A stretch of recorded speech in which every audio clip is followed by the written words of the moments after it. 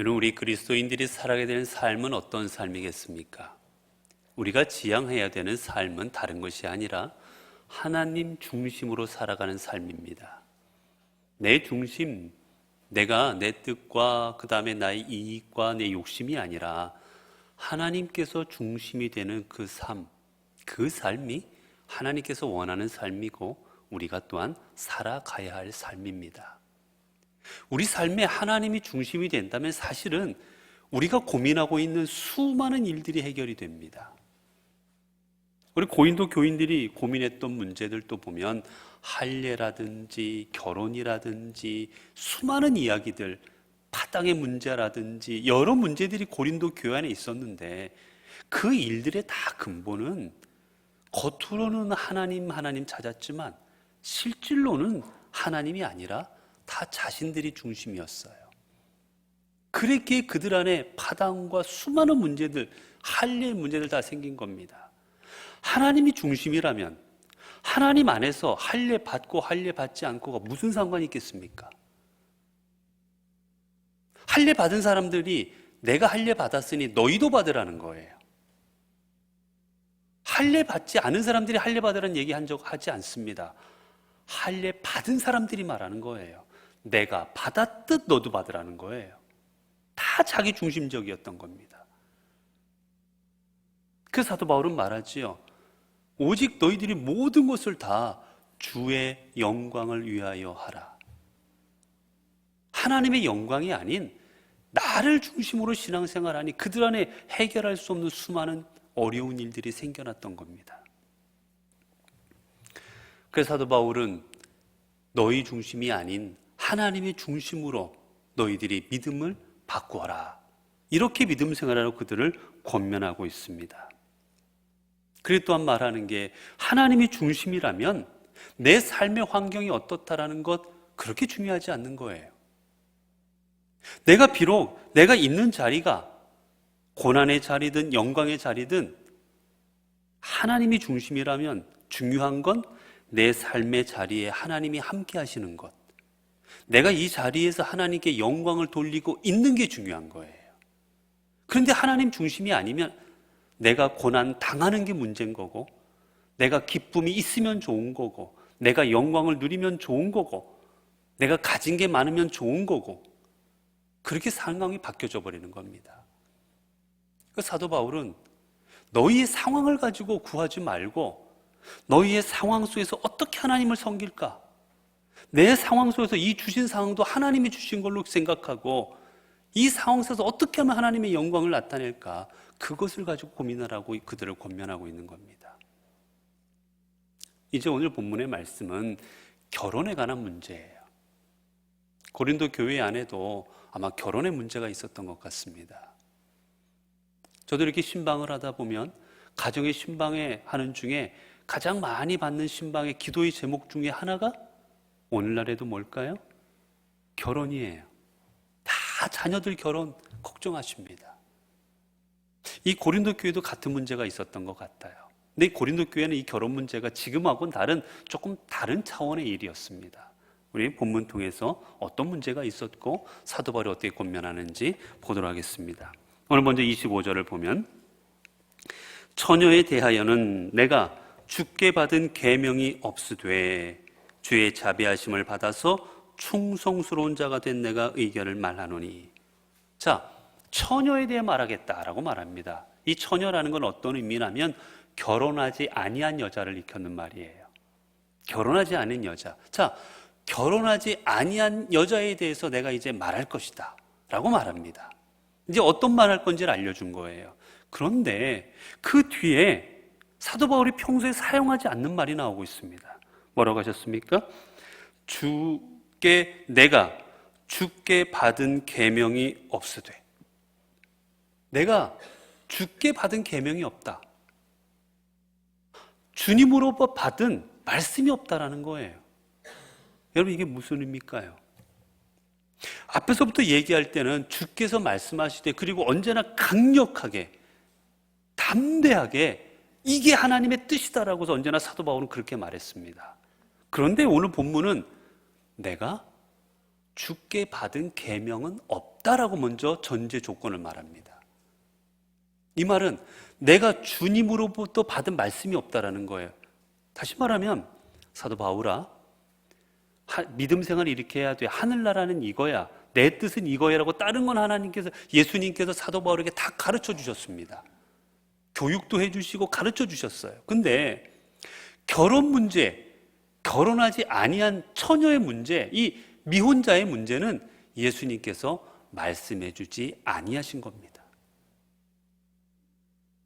이게 결혼은 이렇게 하는 거야 라고 주님이 말씀하지 않으셨어요. 주님한테 직접 받은 말씀이 없는 겁니다. 그러면 어떻게 말해요? 주님 받은 말이 없는데 뒤에 나오지요. 그런데 없으되 주의 자비하심을 받아서 하나님의 은혜 가운데 충성스러운 자가 된 내가 의견을 말하노니. 내가 어떻게 하나님의 종이 되었습니까? 하나님의 자비하심으로 내가 종이 되었어요. 근데 나는 어떤 종입니까? 충성스러운 종입니다. 네, 여러분 생각해 보시죠. 충성스러운 종은 누구의 뜻을 따릅니까? 여러분, 충성스러운 종은 누구의 뜻을 따를까요? 주인의 뜻을 따릅니다. 충성스러운 종이, 주인은 이거를 키우라고 그랬는데 충성스러운 종이 난 죽여야지, 그러지 않습니다. 충성스러운 종은 주인이 어떤 생각을 갖고 있는지, 주인이 어떤 마음을 갖고 있는지 주인의 마음을 알고 주인의 뜻대로 무엇이든지 하는 게 가장 충성스러운 종이에요. 그렇게 사도 바울이 내가 받은 말씀은 없지만 주의 자비하심으로 인하여 충성된 종이 된 내가 말하는 이 말은, 내가 받은 말씀은 직접 받지는 않았지만 내가 주님을 열심으로 섬기고 주님 뜻 가운데 살아감으로 인하여 내가 이런 깨달음을 얻었다라는 겁니다. 이 깨달음은 내가 스스로 얻은 깨달음이 아니라 분명 하나님께서 나에게로 하여금 깨닫게 하신 깨달음일 것이다 라고 말하는 거예요. 자, 그러면 이제 어떻게, 미혼자가 어떻게 해야 되겠습니까? 26절이요. 내 생각에는 이것이 좋으니, 계속해서 자기 사견임을 말합니다. 내 생각에는 이렇게 하는 게 좋다. 곧 임박한 환난으로 말미암아 그 사람이 그냥 지내는 것이 좋으니라. 결혼하지 아니한 사람들아, 결혼하지 아니하였느냐? 그러면 임박한 환난으로 말미암아 그냥 지내라 라고 말합니다. 임박했다라는 말은 안에 벌써 들어왔다라는 뜻이에요. 바로 내가 거기 발을 디디고 있는 겁니다. 이미 임해진 거예요. 그리고 또 하나의 의미는 바로 닥칠 거라는 겁니다. 이 두 가지 의미가 다 담겨 있어요. 임박이라는 말에는 내가 이미 그 안에 들어가 있고, 또 하나는 곧 닥칠 것이고, 코앞에. 이 말은 뭐냐? 고린도 교회 안에, 이 초대교회 이 시대에는 이미 환난이 시작되었습니다. 믿는 사람들이 핍박당하고 있을 때예요. 믿는 사람이라는 그리스도인이라는 이유 하나만으로 잡혀가기도 했고, 매를 맞기도 했고, 쫓겨나기도 했고, 때로는 죽임을 당하기도 했고. 사도 바울이 그렇지 않습니까? 스데반이 죽었잖아요. 수많은 핍박을 이미 받고 있었습니다. 그리고 더 나아가면 또한 받을 핍박들이 코앞에 닥쳐져 있었어요. 그래서 사도 바울 생각에는, 사람들아, 우리가 받을 환난이 이미 닥쳐 있고, 그리고 또 이것 이외에도 또 코앞에 우리가 받을 환난들이 이렇게 많은데, 이 환난 가운데 결혼하지 않는 것이 좋을 것 같다라고 말하는 겁니다. 계속해서 이야기하고 있습니다. 27절에 보면 내가 아내에게 매였느냐? 노이기를 구하지 말며, 아내에게서 노였느냐? 아내를 구하지 말라. 어떻습니까? 아내에게 매였느냐? 결혼했느냐? 그러면 노이기를 구하지 말라. 아내로부터 자유롭게 되기를 구하지 말라. 혼자 지내는 거 구하지 마라. 또 반대로 아내에게 놓였느냐? 아내로부터 자유롭게 되었느냐? 그러면 다시 아내를 구하지 말라. 여러분, 우리가 앞에서 봤던 것과 같지 않습니까? 현 상황, 이 상황 속에서 내가 어떻게 하나님 앞에 영광을 돌리고 이 상황 속에서 어떻게만 하나님의 뜻을 드러낼까를 고민하지, 내 상황을 자꾸 바꾸어서 어떻게 하려고 하지 말라라는 거예요. 내 상황이 바뀌어야만 하나님의 일을 할 수 있고 바뀌어야만 무엇인가 감당할 수 있다라고 생각하지 말라라는 겁니다. 그냥 혼자 있든 결혼을 했든 그 상태 그대로 있어라. 왜요? 임박했으므로, 환난이 임박해서 환난 가운데 있으므로 그게 낫겠다라고 말합니다. 계속해서 이야기합니다. 28절 보면, 그러나 장가 가도 죄 짓는 것이 아니요 처녀가 시집가도 죄 짓는 것은 아니로되. 자, 이대로 지내라. 결혼도 하지 말고 그리고 헤어지지도 말고 이대로 지내라. 이게 제일 좋겠다라고 말했습니다. 그러면 그렇잖아요. 그럼 결론을 놓고 보면 결혼하지 말란 얘기입니다. 결혼하지 말란 얘기인데, 그러면 사도 바울에게 결혼하는 건 잘못된 겁니까? 라는 의견이 들어올 수 있잖아요. 그래서 말해주는 겁니다. 장가가도 죄 짓는 것이 아니요 그리고 처녀가 시집가도 죄 짓는 것은 아니로되. 그게 죄는 아니다. 내가 죄가 되기 때문에 결혼하지 말라고 얘기하는 거 아니다. 그건 죄의 문제가 아니다라는 거예요. 그럼 어떤 문제입니까? 이런 이들은 육신의 고난이 있으리니 나는 너희를 아끼노라. 결혼하면 육신의 고난이 있을 거라는 겁니다. 결혼하면 분명히 더 어려운 일이 생길 건데 나는 너희들을 아끼는 마음에 내가 이런 말을 해준다라는 겁니다. 그럼 어떤 고난이 있을까요? 자, 밑에 나옵니다. 계속해서 이제 설명을 합니다. 형제들아, 내가 이 말을 하노니 그때가 단축하여진 고로 이후부터 안에 있는 자들은 없는 자 같이 하며. 무슨 얘기냐? 여기 보면 형제들아 내가 이 말을 하노니 때가 단축하여졌다라고 말합니다. 왜 이대로 있어야 되느냐? 왜 이대로 지내는 게 낫겠느냐? 때가 더 가까워졌다라는 거. 단축됐다는 얘기는 때가 가까워졌다는 얘기입니다. 이 때는 우리가 세 가지로 설명할 수가 있어요. 첫 번째는 우리 성도들이 당하는 고난의 상황입니다. 믿는 자로서 핍박을 당하거나 아니면 개인적으로 여러 가지 당하는 환난과 고난을 말하는 거예요. 우리가 받아야 될, 너희가 믿음으로 인하여서 잡혀가고 매를 맞고 너희가 사람들로부터 손가락질 당하고 그런 날이 더 확 가까워졌다는 말입니다. 그리고 두 번째는 개인적인 종말, 즉 죽음을 의미해요. 너희들이 죽을 날이 더 가까웠기 때문에. 언제 죽을지 모릅니다. 여러분, 믿음을 가졌을 때 20대만 하더라도 언제 죽을 줄 모르는 거예요.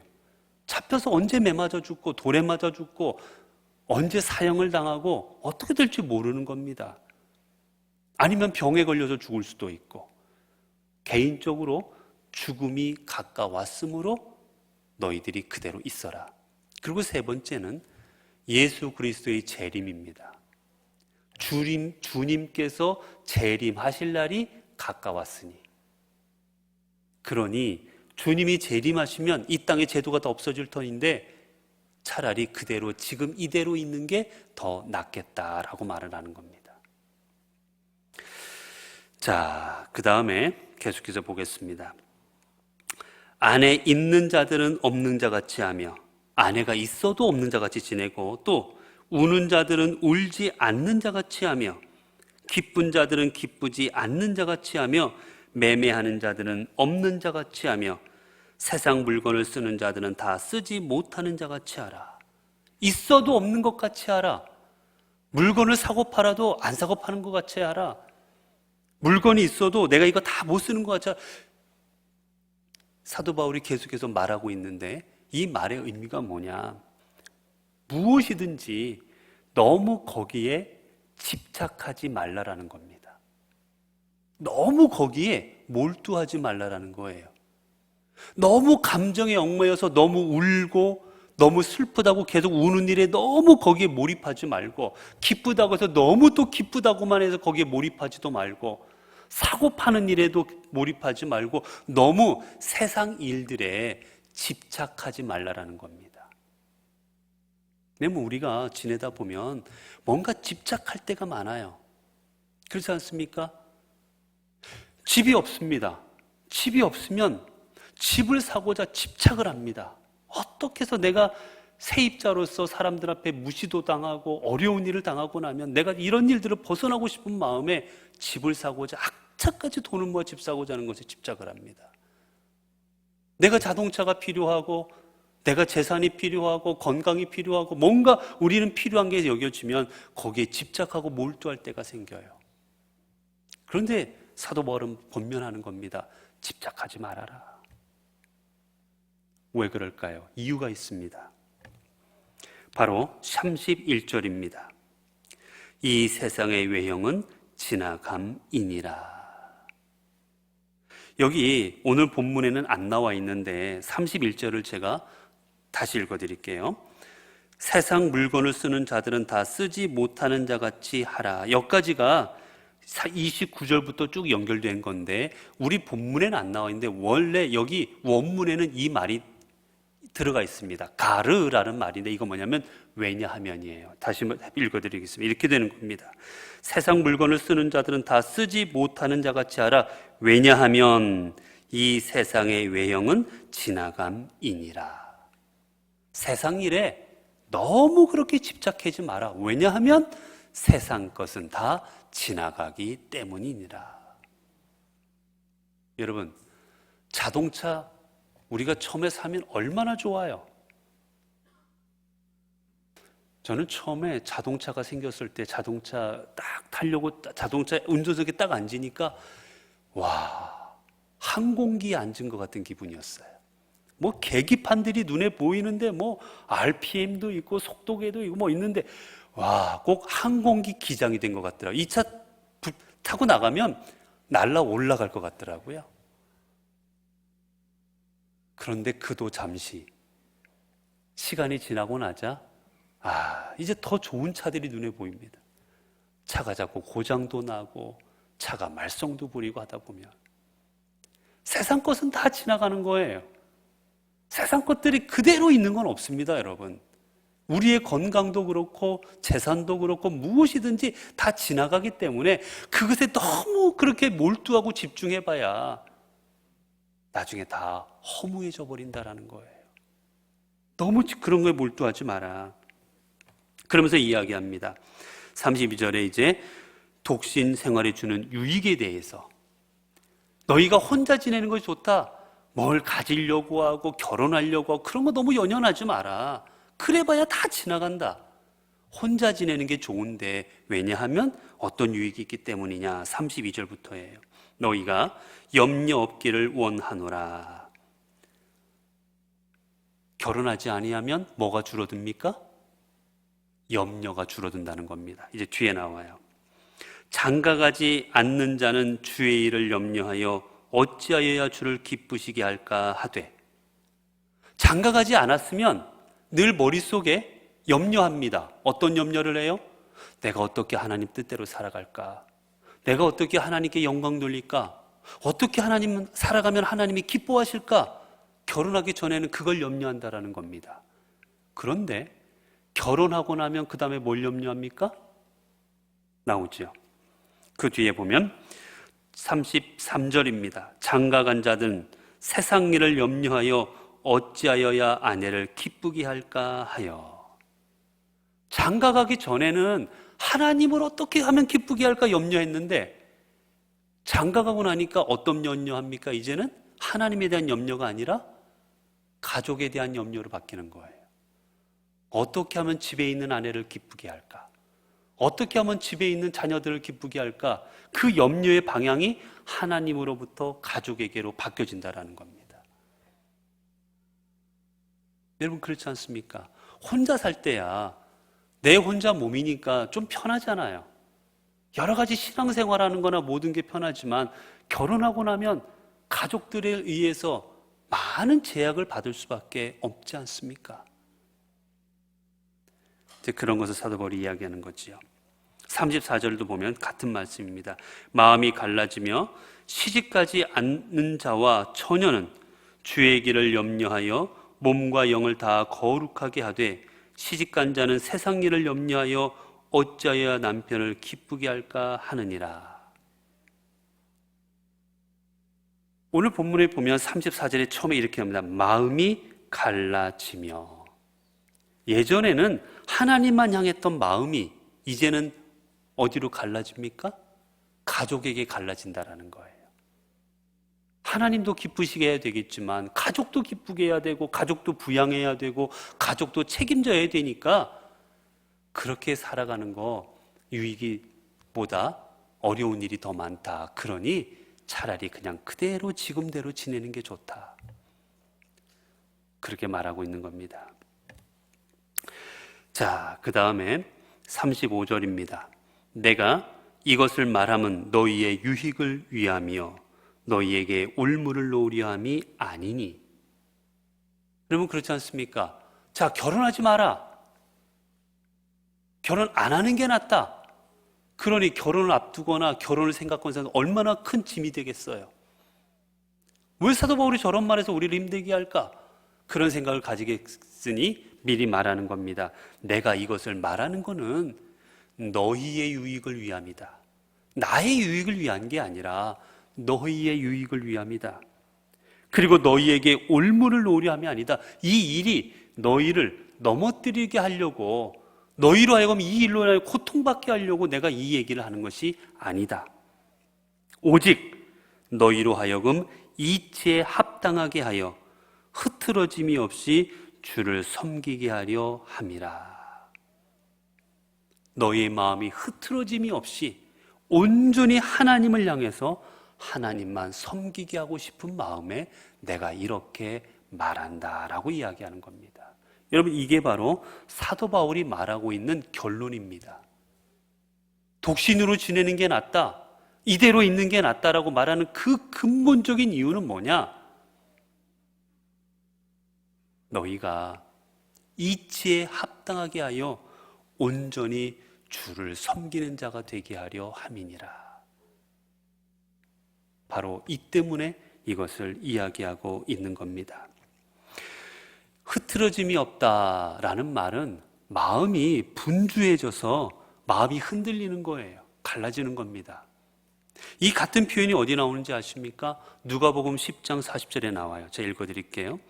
마르다는 준비하는 일이 많아 마음이 분주한지라 예수께 나아가 이르되 주여 내 동생이 나 혼자 일하게 두는 것을 생각하지 아니하시나이까 저를 명하사 나를 도와주라 하소서. 예수님을 지금 접대해야 돼요.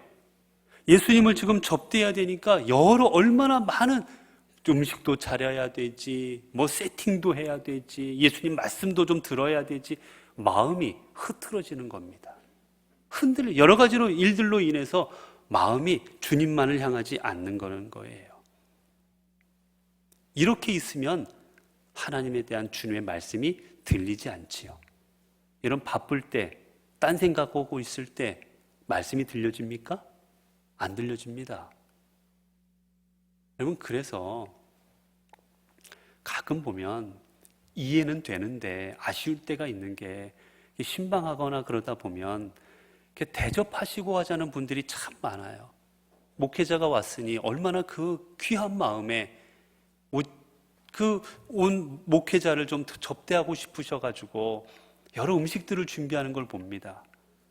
그런데 중요한 건 말씀을 전하고 있는데도 딸그락 밥 되고 있으니까 그거 끌어가야 되고, 저기 국 끓고 있으니까 불 조절하러 왔다 갔다 하셔야 되고, 보면 정말 마음은 아이고 저분이 저거 하시냐고 얼마나 애썼을까, 그 마음이 있는 반면 또 한편으로는 아이고야 이건 지금 은혜 받을 시간인데 그 마음이 저기 또 가 있으니 마음이 나뉘어져서 얼마나 힘드실까, 안타까운 마음도 있어요.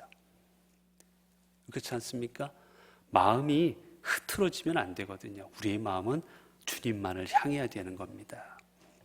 그러기 위해서 사도 바울이 지금 결혼하지 마라. 차라리 혼자 지내는 게 좋다라고 말하는 겁니다. 자, 그 다음에 계속해서 이야기하죠. 36절입니다. 그러므로 만일 누가 자기의 약혼녀에 대한 행동이 합당하지 못한 줄로 생각할 때 그 약혼녀의 홍기도 지나고 그같이 할 필요가 있거든 원하는 대로 하라. 그것은 죄 짓는 것이 아니니 그들로 결혼하게 하라. 내가 결혼할 여자가 있습니다.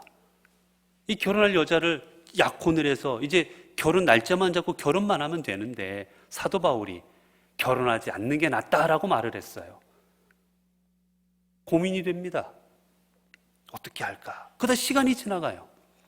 이 여인도 홍기가 이제 나이가 점점 먹어갑니다. 남자도 마찬가지입니다. 둘이 서로 사랑합니다. 그럼 이게 문제가 되지 않겠습니까? 그러니 이게 문제가 될 바에는 서로 결혼하라는 거예요. 시간이 지나서 내가 사랑하는 남자, 내가 사랑하는 아내, 여자에 대해서 불 붙는 것 같은 마음이 더 뜨거워지고 그로 인해서 범죄케 되는 것보다는 둘이 결혼하는 게 낫다. 이거는 죄 짓는 것이 아니다 라고 말하는 겁니다. 37절입니다. 그러나 그가 마음을 정하고 또 부득이 한 일도 없고 자기 뜻대로 할 권리가 있어서 그 약혼녀를 그대로 두기로 하여도 잘하는 것이니라. 반면 또 그 여인이 결혼하지 않고 있는 상태로 지낼 수 있다면, 결혼하지 않는다고 해서 문제가 생기지 않는다면 그대로 있는 건 그것도 좋은 일이다 라고 말하는 겁니다. 38절입니다. 그러므로 결혼하는 자도 잘하거니와 결혼하지 아니하는 자는 더 잘하는 것이니라. 결혼한다고 해서 잘못되는 건 아닌데 안 하는 건 더 좋다라고 말합니다. 39절입니다. 아내는 그 남편이 살아있는 동안에 매여 있다가 남편이 죽으면 자유로워 자기 뜻대로 시집갈 것이나 주 안에서만 할 것이니라.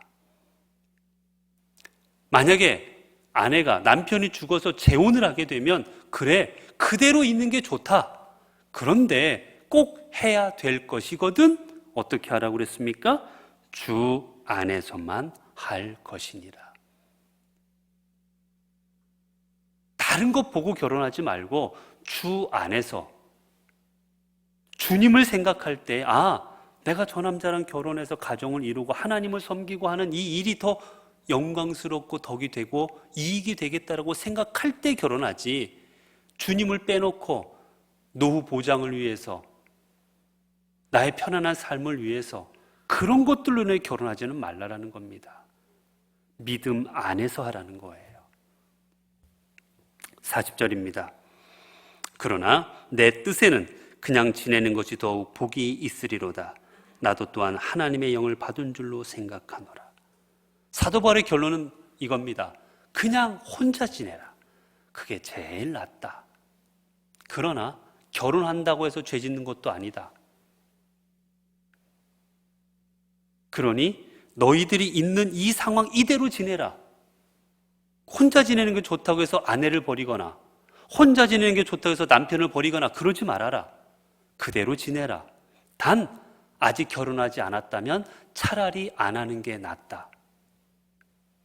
그러나 이 일이 너희에게 올무가 되고 걸림돌이 될 것 같으면 차라리 결혼해도 괜찮다. 죄 짓는 것은 아니다. 왜냐하면 하나님을 온전히 섬기기 위해서는 결혼한 것보다는 혼자 지내는 것이 낫기 때문에 내가 이 말을 하는 것이다 라고 말하는 겁니다. 그래서 신부님들이 결혼하지 않는 거지요. 다른 게 아닙니다. 가정이 있으면 하나님의 삶을 감당할 때 좋은 점도 있지만 또 어려운 점도 분명히 있거든요. 가족을 부양해야 되는 또 어려운 점이 있으니 그런 것들로부터 자유롭기 위해서 또 단신의 몸으로, 독신의 몸으로 주님을 섬기고자 하는 부분도 있는 겁니다. 사도 바울이 모든 말을 마치며 한마디를 덧붙입니다. 나도 또한 하나님의 영을 받은 줄로 생각하노라. 이 말은, 내가 하는 이 말은 내가 하는 것이 아니라 하나님의 영을 받아서 성령 안에서 이 말을 하는 것이다 라는 겁니다. 사랑하는 성도 여러분, 오늘 우리가 하는 말, 우리가 하는 행동, 성령 안에서 하는 말이요, 성령 안에서 하는 행동이어야 합니다. 사도 바울이 지금 결혼하는 문제에 대해서 여러 가지를 이야기했습니다. 사견임을 밝히기도 했습니다. 그러나 분명하게 말합니다. 내 사견이었지만 그럼에도 불구하고 이것은 무조건 내 뜻대로 말하는 것이 아니라 내 안에 충만하신 성령님으로 인하여 말하는 것이다. 사랑하는 성도 여러분, 오늘도 성경 공부에 나와서 하나님의 말씀을 통하여 우리가 어떻게 살아가야 될지를 배우고 돌아가고자 하는 여러분, 여러분들이 살아가는 그 삶의 현장 속에서 여러분이 하시는 모든 말은 성령님 안에서 하는 말이 되기를 원합니다. 여러분이 하는 모든 생각과 여러분이 하시는 모든 행동 또한 성령님 안에서 하시기 바랍니다. 그래서 나의 유익이 아니라 하나님의 유익을 위해, 하나님을 기쁘시게 하기 위해, 내 영광이 아니라 하나님 앞에 영광을 돌리기 위해 말을 하고 실천하고 행해 나아갈 때 하나님께서 여러분의 삶을 주님의 길로 이끄사 하나님의 놀라운 역사에 하나님의 도구로 여러분들을 사용하여 주실 것입니다. 기도하겠습니다. 은혜로우신 하나님, 우리가 이 땅을 살아갈 때 우리는 결혼하는 문제, 할례 받는 문제, 이혼하는 문제, 수많은 문제들을 가지고 고민할 때가 많습니다. 그러나 돌이켜보면 그 모든 것의 중심은 내가 있었습니다. 이 일로 인해 내게 이득이 있을까? 이 일로 인하여 내가 피해당하지 않을까? 내가 손해보지 않을까? 언제나 그 중심에는 내가 있었습니다. 그러므로 인하여 다투었고 그로 인하여 늘 원망하고 불평하기도 했습니다. 하나님, 이제 저희들의 삶은 중심이 내가 아니라 주님 되게 하여 주옵소서. 그래서 내가 어떠한 상황에 처했든지 이 상황 속에서 하나님을 더욱 열심으로, 그리고 하나님을 온전히 섬기기 위하여 무엇이든 선택할 수 있는 저희들 되기를 원합니다. 또한 하나님, 저희들 하는 모든 말은 우리 사도 바울처럼 하나님의 영으로 말미암게 하여 주옵소서. 내가 하고 싶다고 말 다 해버리고, 그리고 다른 사람은 상처받든 말든 그저 상관하지 않는 그런 삶이 아니라 내가 하는 말 한마디 한마디가 은혜롭고 내가 하는 말 한마디가 한마디가 선한 영향력을 끼칠 수 있도록 주 안에서, 성령 안에서 말하는 우리 성도님들 되게 하옵소서. 그래 저희들의 삶을 통하여 언제나 하나님 성령의 열매가 맺어지게 하옵소서. 우리 주 예수 그리스도 이름으로 기도드리옵나이다. 아멘.